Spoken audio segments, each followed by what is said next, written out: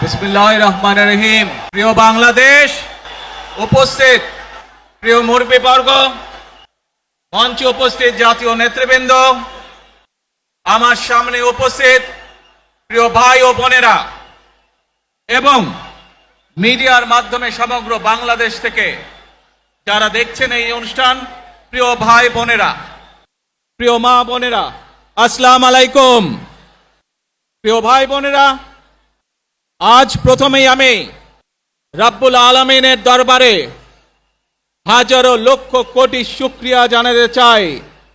রাব্বুল আলামিনের অশেষ রহমতে আজ আমি আমার প্রিয় মাতৃভূমিতে ফিরে আসতে পেরেছি আপনাদের দোয়ায়, আপনাদের মাঝে। প্রিয় ভাই বোনেরা, আমাদের এই প্রিয় মাতৃভূমি 1971 সালে লাখো শহীদের রক্তের বিনিময়ে অর্জিত হয়েছিল। ঠিক একইভাবে 75-এ আবার 7ই নভেম্বর আধিপত্যবাদীদের হাত থেকে রক্ষার জন্য সেদিন সিপাহী জনতার বিপ্লবের মাধ্যমে আধিপত্যবাদের হাত থেকে দেশকে রক্ষা করা হয়েছিল। একইভাবে পরবর্তীতে 90-এ স্বৈরাচারের বিরুদ্ধে এদেশের জনগণ, এদেশের খেটে খাওয়া মানুষ তাদের গণতান্ত্রিক অধিকারকে ছিনিয়ে এনেছিল। কিন্তু তারপরেও ষড়যন্ত্রকারীদের ষড়যন্ত্র থেমে থাকেনি।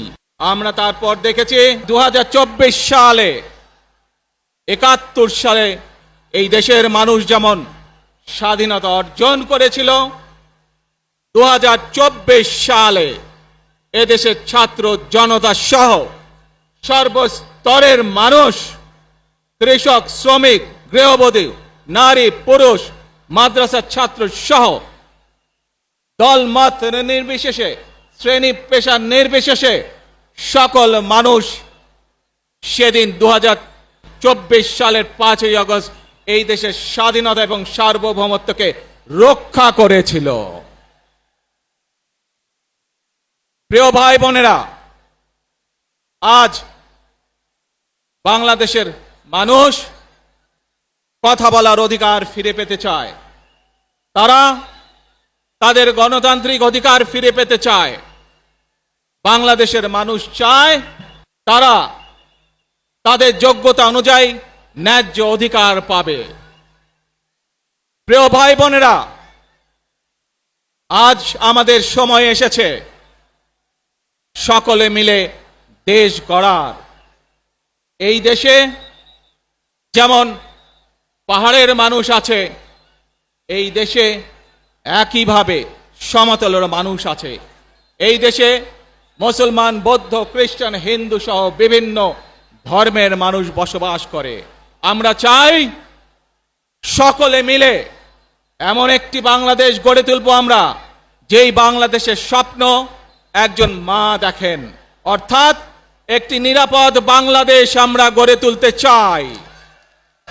যে বাংলাদেশে একজন নারী, একজন পুরুষ, একজন শিশু যেই হোক না কেন নিরাপদে ঘর থেকে বের হলে নিরাপদে ইনশাআল্লাহ ঘরে আবার ফিরে আসতে পারে।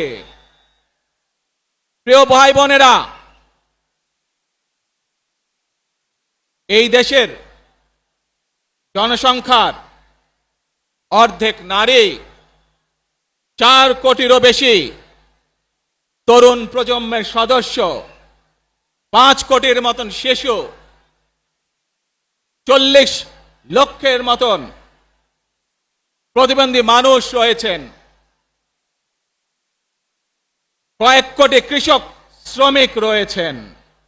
এই মানুষগুলোর একটি প্রত্যাশা আছে এই রাষ্ট্রের কাছে, এই মানুষগুলোর একটি আকাঙ্ক্ষা আছে এই দেশের কাছে। আজ আমরা সকলে যদি ঐক্যবদ্ধ হই, আজ আমরা যদি সকলে প্রতিজ্ঞাবদ্ধ হই, তাহলে আমরা এই লক্ষ কোটি মানুষের সেই প্রত্যাশাগুলো পূরণ করতে পারি ইনশাআল্লাহ। প্রিয় ভাই বোনেরা, 71 সালে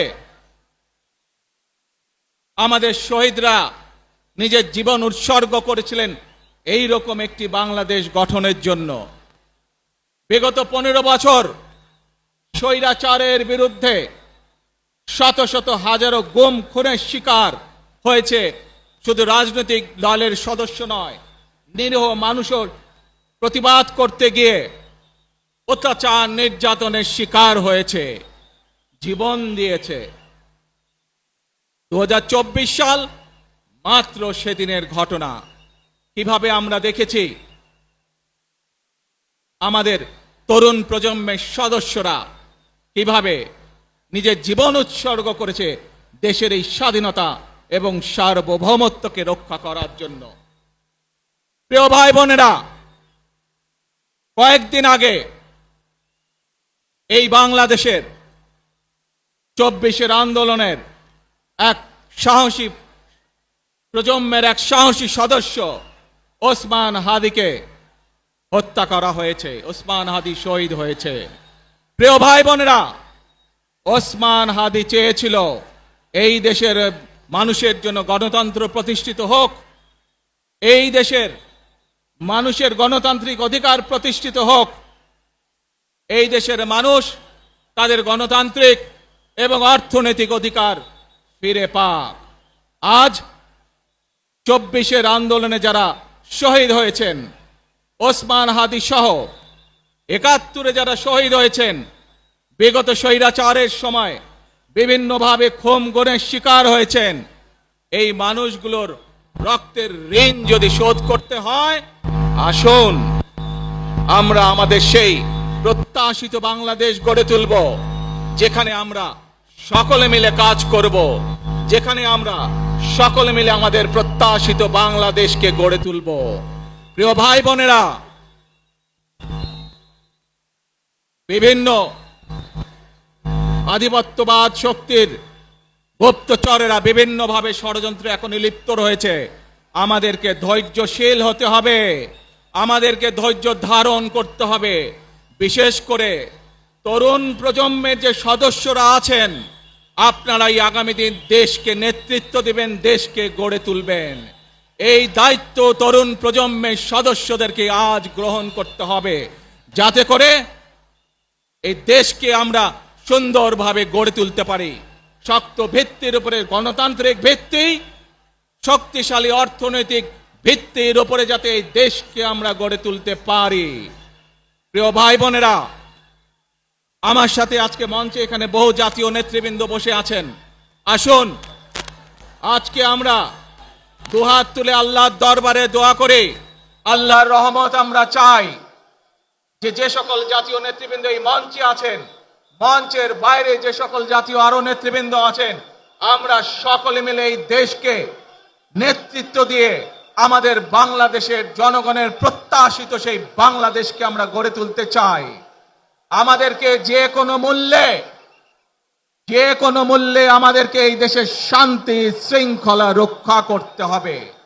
যে কোনো উস্কানির মুখে আমাদেরকে ধীর শান্ত থাকতে হবে। প্রিয় ভাই বোনেরা, আমরা দেশের শান্তি চাই, আমরা দেশের শান্তি চাই, আমরা দেশের শান্তি চাই। প্রিয় ভাই বোনেরা, মার্টিন লুথার কিং নাম শুনেছেন না আপনারা? নাম শুনেছেন তো আপনারা? মার্টিন লুথার কিং, তার একটি বিখ্যাত ডায়লগ আছে, আই হ্যাভ এ ড্রিম। আজ এই বাংলাদেশের মাটিতে দাঁড়িয়ে আপনাদের সকলের সামনে আমি বলতে চাই, বাংলাদেশ জাতীয়তাবাদী দলের একজন সদস্য হিসাবে আপনাদের সামনে আমি বলতে চাই, I have a plan for the people of my country, for my country. আজ এই পরিকল্পনা দেশের মানুষের স্বার্থে, দেশের উন্নয়নের জন্য, দেশের মানুষের ভাগ্যের পরিবর্তনের জন্য যদি সেই প্ল্যান, সেই কার্যক্রম, সেই পরিকল্পনাকে বাস্তবায়ন করতে হয়, প্রিয় ভাই বোনেরা, এই জনসমুদ্রে যত মানুষ উপস্থিত আছেন, এই সারা বাংলাদেশে গণতন্ত্রের শক্তি যত মানুষ উপস্থিত আছেন, প্রত্যেকটি মানুষের সহযোগিতা আমার লাগবে। প্রত্যেকটি মানুষের সহযোগিতা আমাদের লাগবে। আপনারা যদি আমাদের পাশে থাকেন, আপনারা যদি আমাদেরকে সহযোগিতা করেন, ইনশাআল্লাহ আমরা আই হ্যাভ এ প্ল্যান বাস্তবায়ন করতে সক্ষম হব। আসুন আমরা আল্লাহ রব্বুল আলামিনের দরবারে হাত তুলে প্রার্থনা করি, আমরা যেন হে রব্বুল আলামিন, হে একমাত্র মালিক, হে একমাত্র পরওয়ারদিগার, হে একমাত্র রহমত দানকারী, হে একমাত্র সাহায্যকারী, আজ আপনি যদি আমাদেরকে রহমত দেন, তাহলে আমরা এই দেশের মানুষ কঠোর পরিশ্রম করার মাধ্যমে আমাদের প্রত্যাশিত বাংলাদেশকে গড়ে তুলতে পারবো। আজ যদি আল্লাহর রহমত এই দেশ এবং এই দেশের মানুষের পক্ষে থাকে, আল্লাহর সাহায্য, আল্লাহর দয়া এই দেশের মানুষের উপরে, এই দেশের উপরে থাকে, ইনশাআল্লাহ আমরা আমাদের প্রত্যাশিত বাংলাদেশ গড়ে তুলতে সক্ষম হব।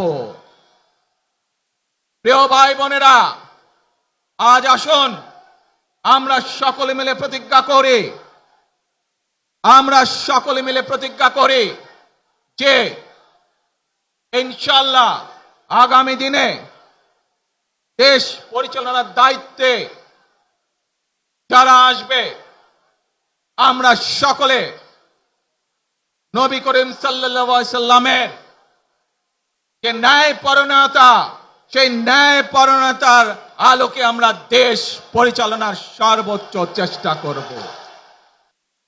প্রিয় ভাই বোনেরা, আজ আপনারা জানেন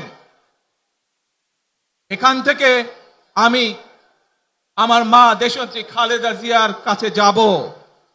একটি মানুষ, যে মানুষটি এই দেশের মাটি, এই দেশের মানুষকে নিজের জীবনের থেকেও বেশি ভালোবেসেছেন, তার সাথে কি হয়েছে আপনারা প্রত্যেকটি মানুষ সে সম্পর্কে অবগত আছেন।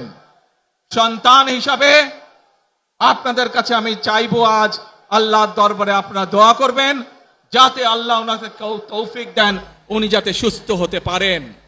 প্রিয় ভাই বোনরা, সন্তান হিসাবে আমার মন আমার মায়ের বিছানার পাশে পড়ে আছে সেই হাসপাতালের ঘরে, কিন্তু সেই মানুষটি